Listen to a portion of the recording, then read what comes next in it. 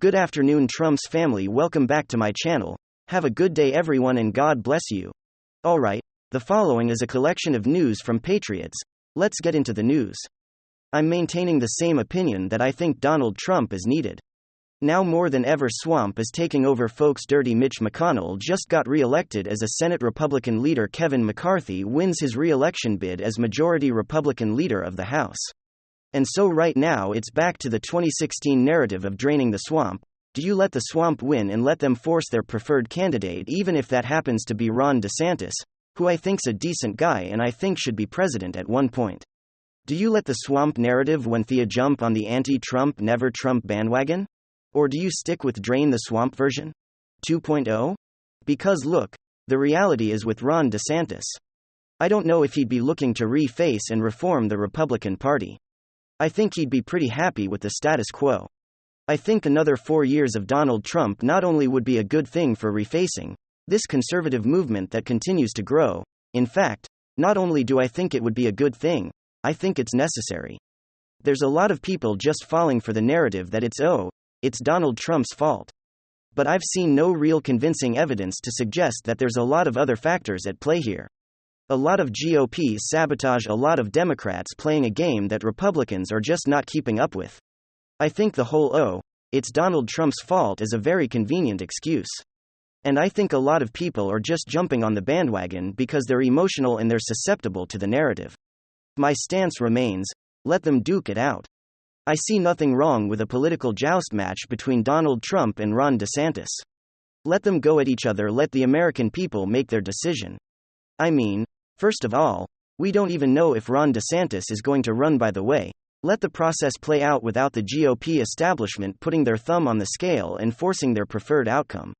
And let's not be too quick to forget how great Donald Trump was as a president and as a candidate. And already the neocon shill attacks. Oh, Donald Trump's looking like he's low energy.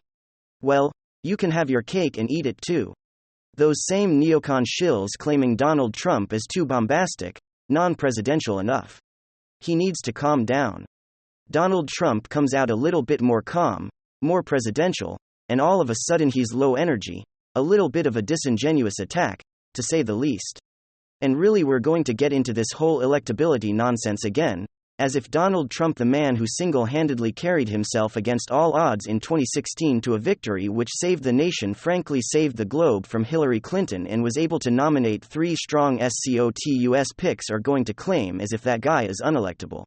You know, the guy that Democrats have been launching endless investigations into because they're trying to stop him from being able to run again, because he's such a clear and imminent threat to their power. That's the guy we're gonna say is unelectable. Not to mention they're still doing it. Democrats look to use the 14th Amendment to ban Trump from the presidency. We're gonna pretend like that guy doesn't at least stand a shot, doesn't stand a chance, and should just be dumped. To just dump Trump, give me a break.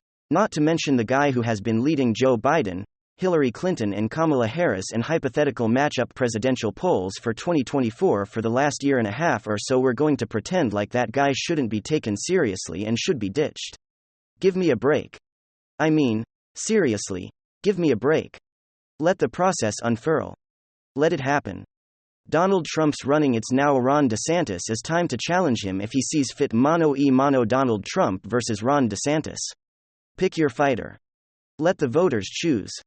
Don't let the establishment choose for you with their sabotage tactics and their emotionally manipulative tactics. Let the voters make a decision in the primary process. Let them debate. Let them present their platforms, and the decision is going to be made. I mean, again, we don't even know if Ron DeSantis is going to run, and what if Ron DeSantis chooses not to run? What are you going to do? Vote for Ted Cruz? How to lose an election?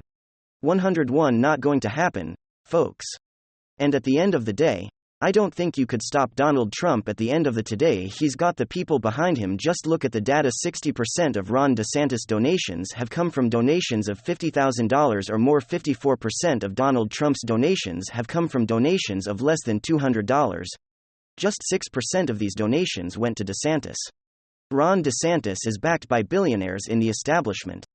Donald Trump is the man who's got the people behind him. He's the fighter. He's the man who took it to the Washington, D.C. establishment. He's the man who went to the UN and told them what everyone was really thinking, told them the truth. You know, this picture right over here pretty much sums it up perfectly. This is Donald Trump.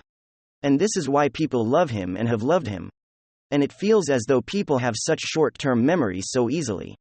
They forget just because he hasn't been in the spotlight by design recently. All of a sudden, people are so eager and willing to betray him, just throw him away, screw that.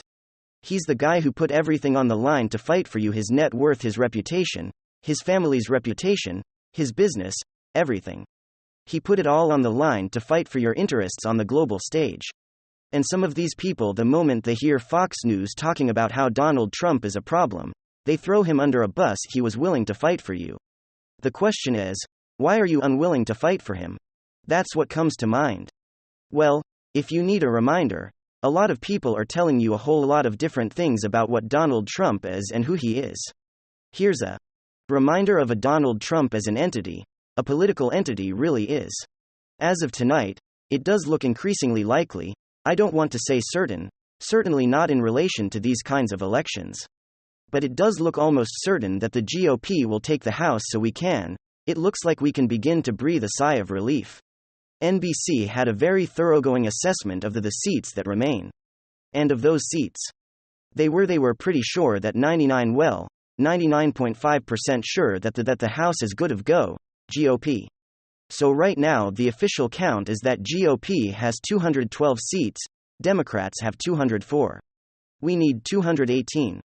Okay, there are 4 races where the Republican leads by at least 5 points. So that'd be like California. 45.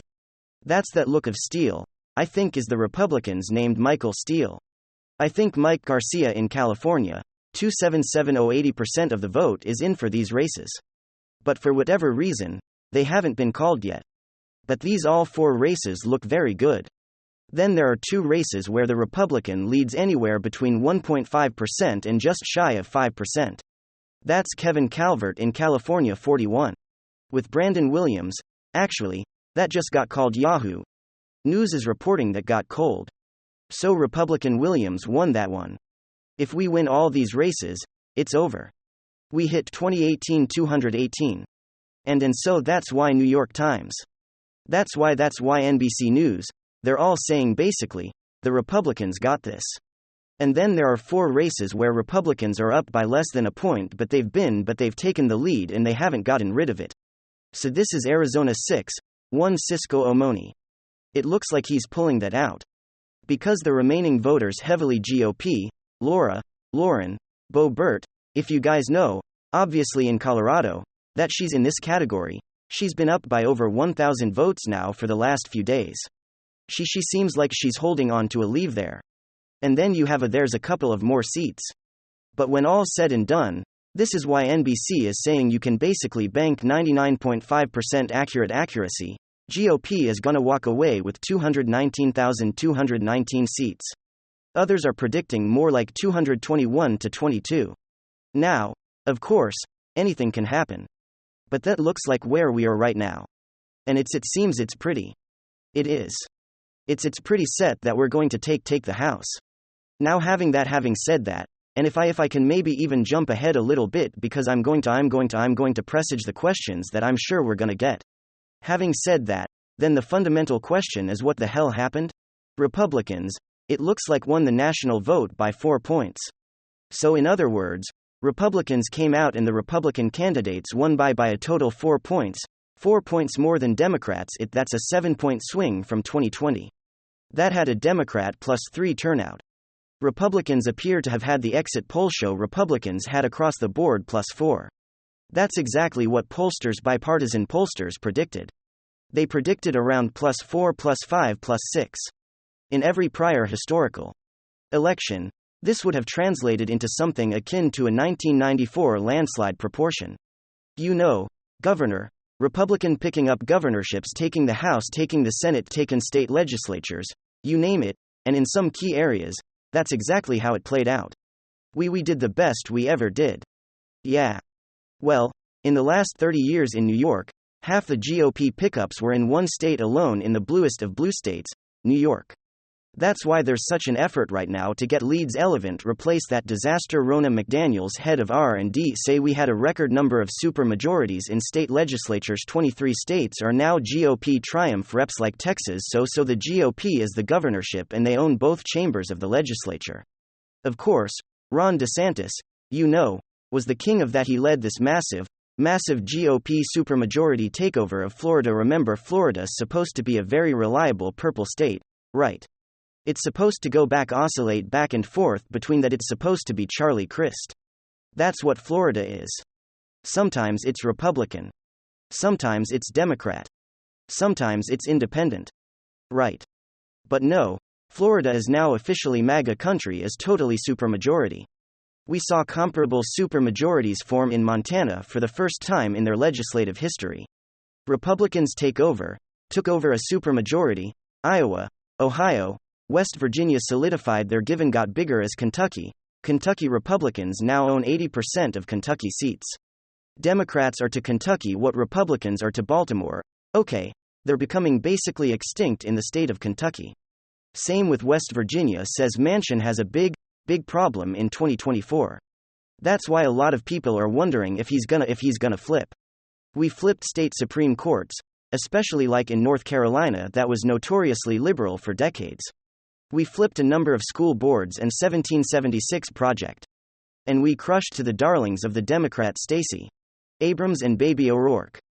But it didn't happen everywhere. And so astonishingly, there were no bellwether states. Generally speaking, what happens in like Ohio and Florida, or like Ohio, Iowa, and Florida, sort of a combination of those three. If there are trends that are happening there, then there are trends that are happening all around, because Florida tends to be the trend for the South, and Ohio and Iowa, the trends for the Midwest, and going through Missouri and on westward, there were no bellwethers. The bellwethers are gone. So Republicans ended up losing almost every single toss-up seat outside of New York, Florida and Texas.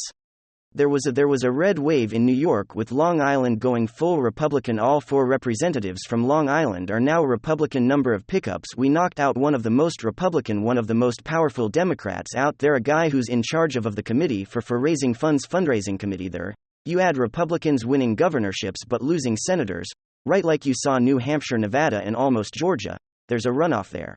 So in short, this was an election where incumbents on both sides won. Every person blaming Trump or bad candidates endorsed by Trump or abortion or whatever attempt we're trying to find here for a meta paradigm for explaining the results.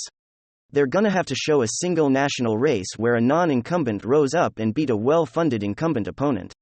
Again, the exceptions in New York don't help you because Trump was a key factor for Lee Zeldin. Lee Zeldin embraced his relationship with Trump as most Republicans in New York did. So when all said and done, J.D. Vance wrote a really great piece for the American Conservative just published today. J.D. Vance, of course, won big, but he argued when all said and done, he thinks the key factors were threefold. The debt, well, he thinks twofold, and I would add a third. The Democrats outspent us 3-1 in key races. Okay, now and keep in mind, we now know some of that money was coming from Ukraine. That's the big FTX scandal that hopefully we can talk about tonight as well as the blatant steal that we're seeing right now with Katie Hobbs in Arizona. What's happening in Arizona is it makes it awesome Hussein elections look on us by comparison. So they outspend us 3-1. And they outplayed us with early vote mail-in ballots in key races. Again, happened in North Carolina or Florida, Texas, Tennessee, or Oklahoma, Missouri, or anything like that. But in key races, we were totally outplayed in the voting mail-in ballot crap, and in that sense, it was 2020 all over again. And along with those two factors, I would add Mitch McConnell and Kevin McCarthy actively trying to sabotage the MAGA vote by diverting funds away from MAGA candidates, giving it to people like Lisa Murkowski was running against a freaking Republican. So we had a perfect storm of very strategic races, 3-1 spending, effective ballot harvesting, and Republican establishment sabotage. And again, that's key. They were specific races that did not translate into red states. Red states got redder. But in virtually all the contested states, the 3-1 money advantage and the early vote ballot schemes, together with a total lack of get out the vote campaign, because Republican leadership was just not into this election. They were scared to death of a magnawave. It all seems to have effectively stopped that red wave. Thank you very much. WWG1WGA. Give me your thoughts below.